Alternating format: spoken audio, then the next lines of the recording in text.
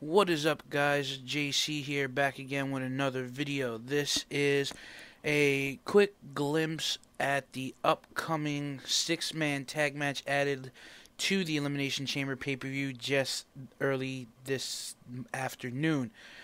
We will see The Shield, Dean Ambrose, Roman Reigns, and Seth Rollins take on the team of John Cena, Sheamus, and Ryback. Now, honestly, I did the Elimination Chamber match only because I think that this should be inside Elimination Chamber, so that way the Shield has nowhere to run to. And I honestly think that they should have the Shield featured in more wrestling matches, actually wrestling on the show, because this is only going to be their second match on live TV. Their first match was in that Tables, Ladders, and Chairs match at TLC, and now you have this match, which is going to be taking place at the Elimination Chamber pay-per-view on February 17th.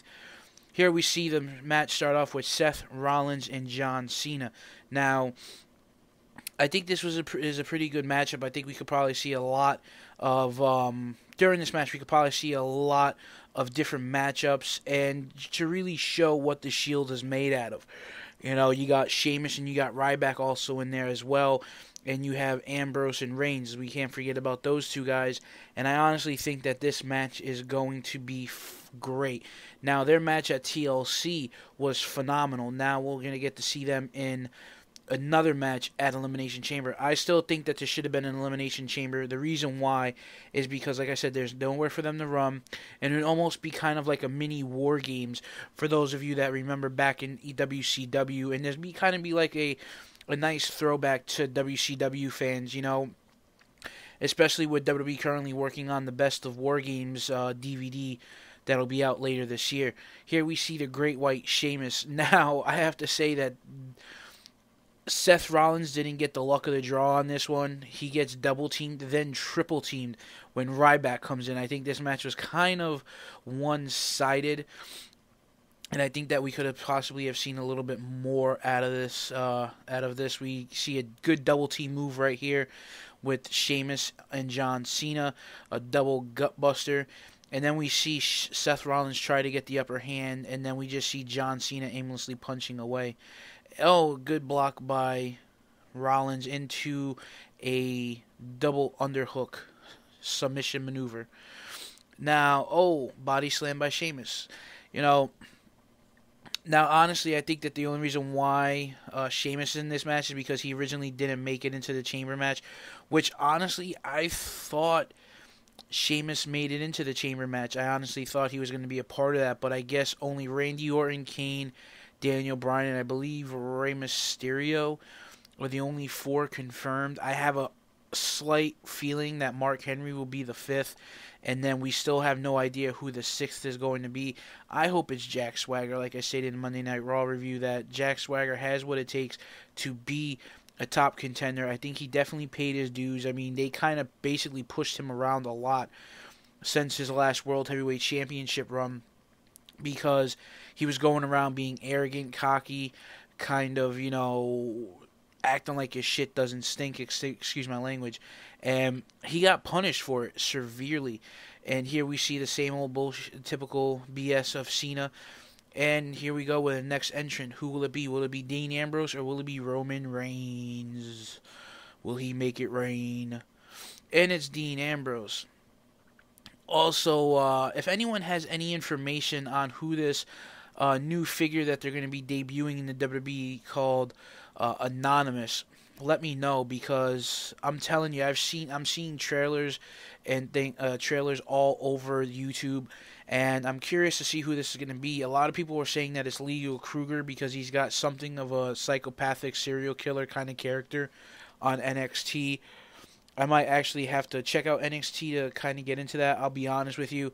My broadcast partner Brian was more or less following the NXT for a while, and still is. I just never really got into it, but I want to see what it's all about. You know, I have seen past episodes, so I know there's a lot of young guys, and here we go with Roman Reigns about to join the fray. And, you know, we honestly, I honestly think that there's a lot of competition. I think that they should make NXT a Saturday morning thing.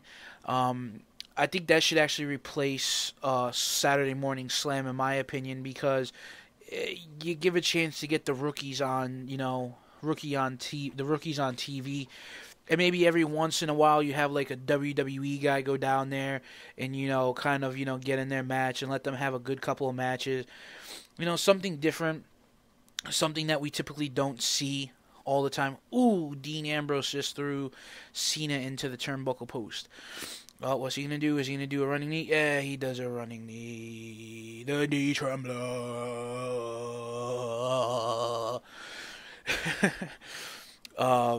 But like I said, I think that me and Brian actually had this conversation, and they say that he said Saturday Morning Slam is for the kids. We have enough adult content with Monday Night Raw, Wednesday Night Main Event, and Friday Night SmackDown.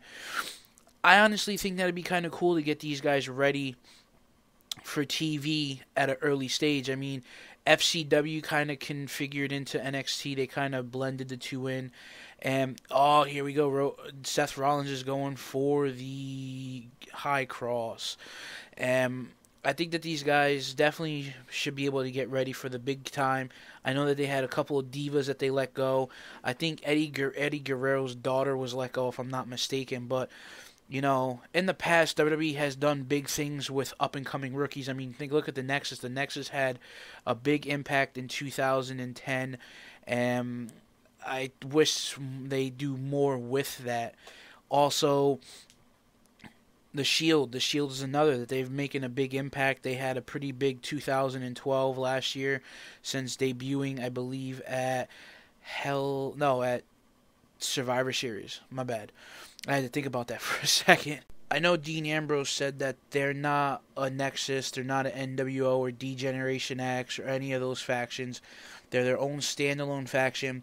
But honestly, a faction that does nothing but get involved in people's matches is still, bullcrap, any way you look at it.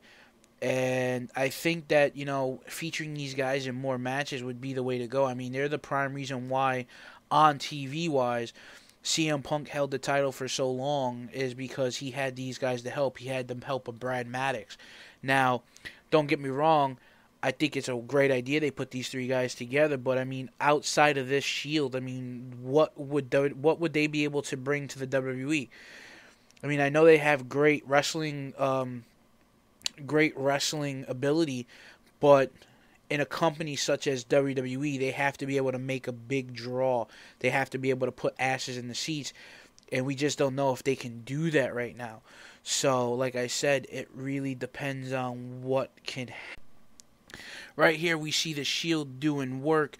We got all three members of Team Cena wearing a crimson mask. Ryback, Cena, and Sheamus, all bloodied and beaten. We see a reversal here by Roman Reigns, and Roman Reigns locks in a single leg Boston Crab. Will Sheamus tap out? Will he tap? And we see a pinfall happening in the right-hand corner and Sheamus taps out. We see a 1, 2, 3. Ryback is out. And will we see John Cena come back? 1, 2, 3. So, here we are. We got a couple of closing moments here. And, guys, I want to thank you for checking this video. And, like always, for the Ephraim brand of wrestling and entertainment here on YouTube.com. Leave your comments in the comment box below. Let me know what your prediction is at the upcoming 6-man tag match at Elimination Chamber. Team Cena versus The Shield.